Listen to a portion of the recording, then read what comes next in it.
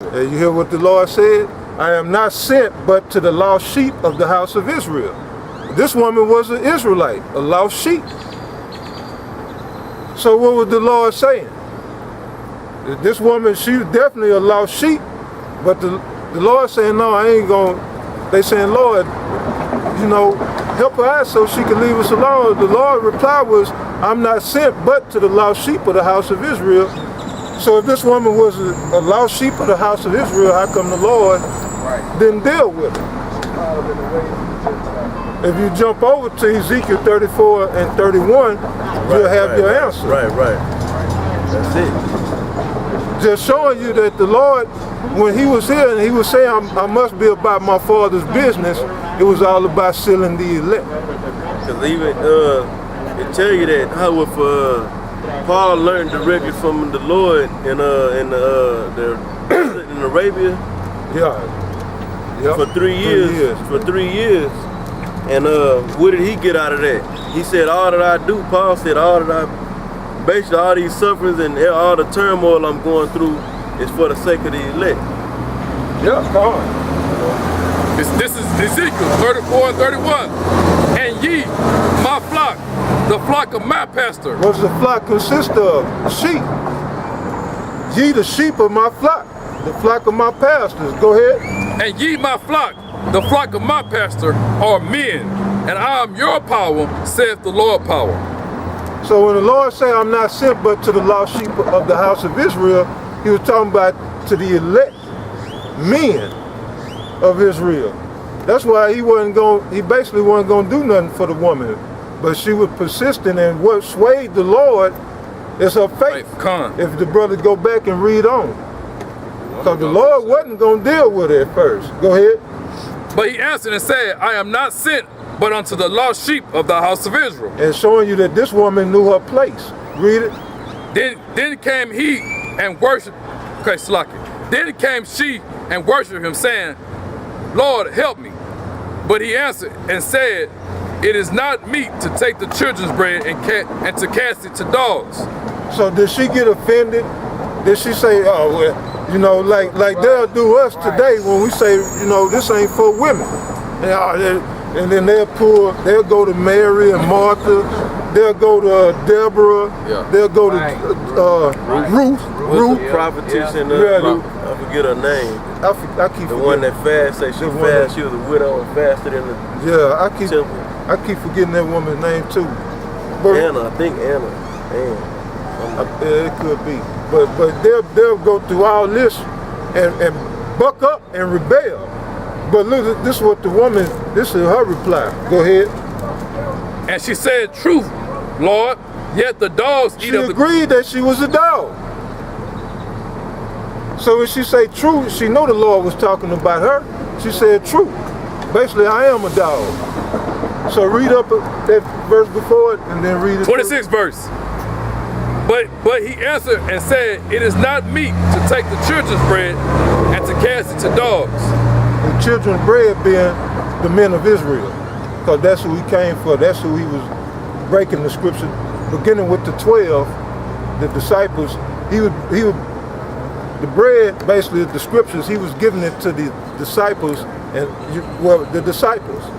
It was more than 12, but he dealt mostly with the 12. Go ahead, brother. And she said, truth, Lord, yet the dogs eat of the crumbs which fall from the master's table.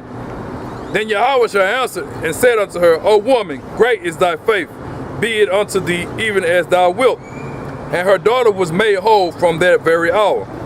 That's right.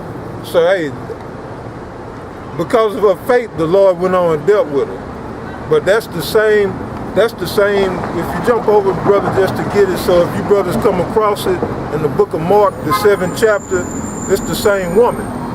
Now it'll tell you she was Syrophoenician by nation, but her true nationality was Israel. She was an Israelite. Hey, can I make a quick little point? The scriptures say that Ephesians 2 and 8, that faith is a gift from the Most High. So the only one the Most High gonna give that gift, the faith to is Israelites. They say she had faith. Okay. So then you got, when you go to the to be on point, when you go to the book of Hebrews, the 11th chapter, it does mention Rahab. Rahab the harlot. And her, it was somebody else, but it is a gift. Right. It is a gift. But others outside of Israel had, like Rahab the harlot, who hid the spies from Israel of Jericho. Joshua. She was accounted a woman of great faith, you know, in the book of Joshua. Well, we're really pertaining to believing in Yahweh. Exactly, that's right. But yeah, you come, man. It's Mark 7:24. And from thence he arose and went into the borders of Tyre and Sidon, and entered into a house, and would have no man know it, but he could not be hid. For a certain woman, whose young daughter had an unclean spirit, heard of him, and came and fell at his feet. The woman was a Greek, a Syrophoenician by nation, and she besought him that would cast forth the devil out of her daughter. She was a Hellenist. Hellenian. Which one you don't know? She didn't know. The one that's a Hellenist. She was a Hellenist. Greek-speaking Jew. Yeah, she didn't speak. Hellenistas is you know you're Israelite, but you speak Greek. Yeah, so she didn't know she was Israelite. She was a Hellenist. Yeah, Helen. Yeah. Israelite by nation. So read that one more time, brother.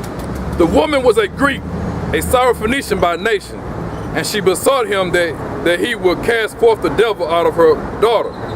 So it's saying Syrophoenician by nation. That just meaning the land she was from. She received that term of being a Syrophoenician, but a true nationality was Israelite. Go ahead.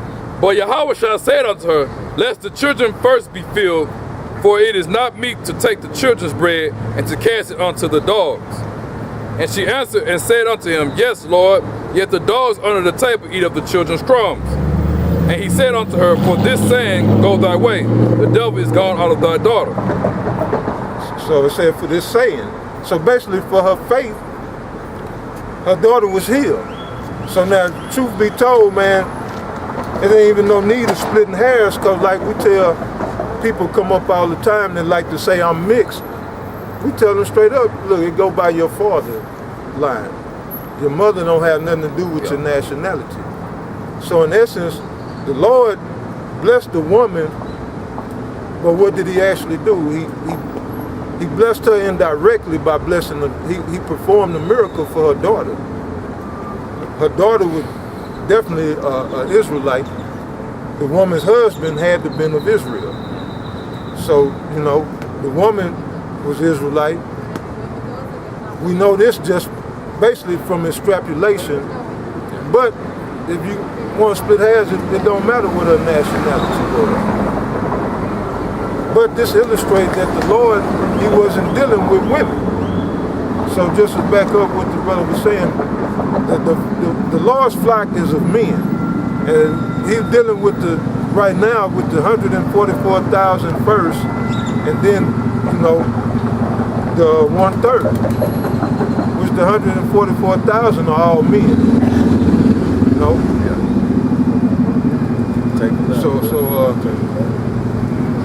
You know, yeah, with that, hey, we like to give all praise to Yahweh Ba'ashem Yahweh Shai. That madness lead. Again, all praises, Kal Halal, Yahweh Ba'ashem Yahweh Shai. Double honors to the apostles, our elders of Great Millstone. Peace and blessing to the brethren. Yes, sir. Yeah, what's up? Sorry. No, I was asking a question. I thought there was 13 tribes. Was a missing tribe up there? No, you're referring to Arthur Koestler's book, 13 Tribe. Right. Where you get, well, basically he was making mockery of the people that's in the land, calling themselves Jewish. So basically he's saying, well, where does this 13 tribe come from? Because he's saying they're not of the family of Israel. So basically what, in Arthur Koestler's book, 13 Tribes, he was saying So basically, the Lord must have added another tribe because these people are not originally of Israel. Right.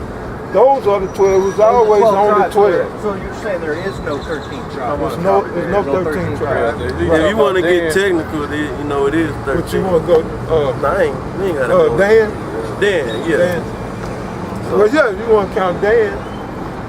But yeah, Dan was dissolved as a tribe, absorbed into the other tribes, basically. But yeah, did you have it? Never read that. That's interesting. You say the 13 tribes absorbed by Israel? No. The tribe of Dan. When you go through, like Right. we was reading Revelation, the 7th chapter, Right. Dan is not listed. When you go through the Yeah, 12,000 yeah. out of every tribe, Dan is not listed. Joseph also is not listed, but Joseph's tribe went to Ephraim. Basically, is under Ephraim, his son.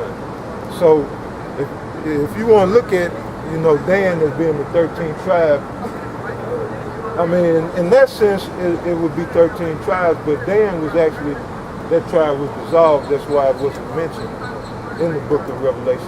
Right, yeah, I know what mentioned. I was always curious because I've seen this before though. I haven't seen the Guatemala to Panama. Yeah, and see, that sign is spiritual. Right. You're not gonna find basically no legislate or the word Documentation. There's no real reference. No, but I've seen other listings. Yeah, I've seen the other listings. No, I've never seen the American Indians is new to me. Seminole Indians. Yeah. What listings you said? That's what I was like. Do you mean like the original inhabitants of Central America for Mexicans, or the ones that dwell in Mexico?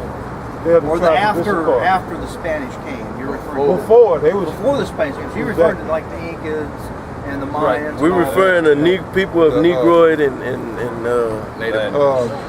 Native American.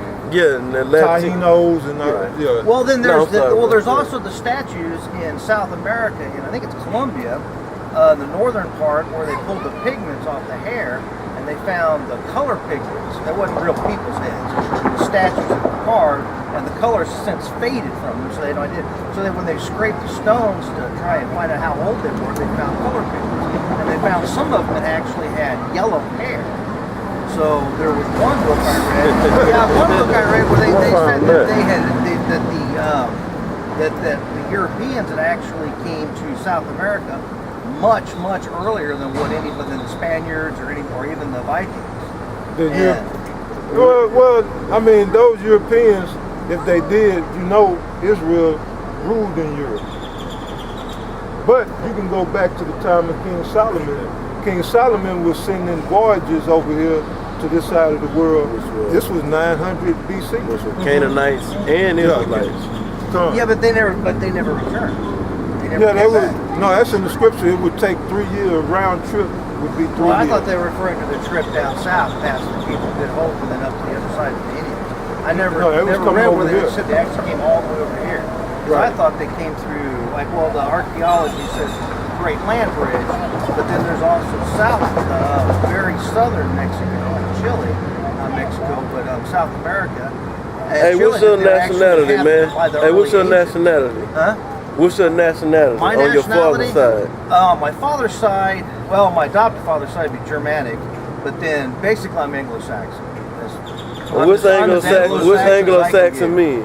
Anglo-Saxon is the what does the word mean? I don't know. I don't know what the word actually means. Yeah, Anglo mean Angelic. it means sons of Isaac. Son of Isaac? Sons of Isaac. Saxons is sons and Anglo is Isaac. I thought Saxon was from the Saxon is Isaac. Anglo is the angelic sons of Isaac. The angelic sons of Isaac. Okay. So the only angelic sons of Isaac would be the Israelites.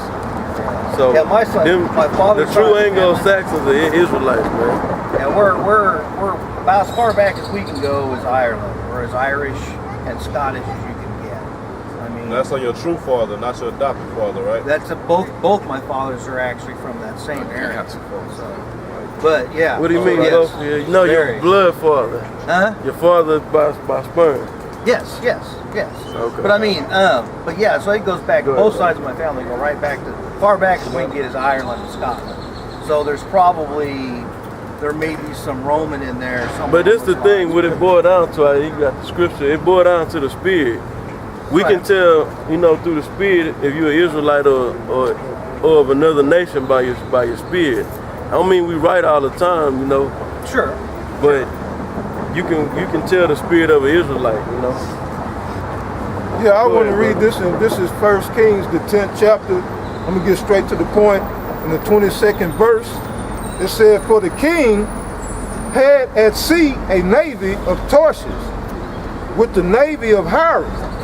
Once in 3 years came the navy of Tarshish, bringing gold and silver, ivory, and apes and peacocks. So King Solomon exceeded all the kings of the earth for riches and for wisdom."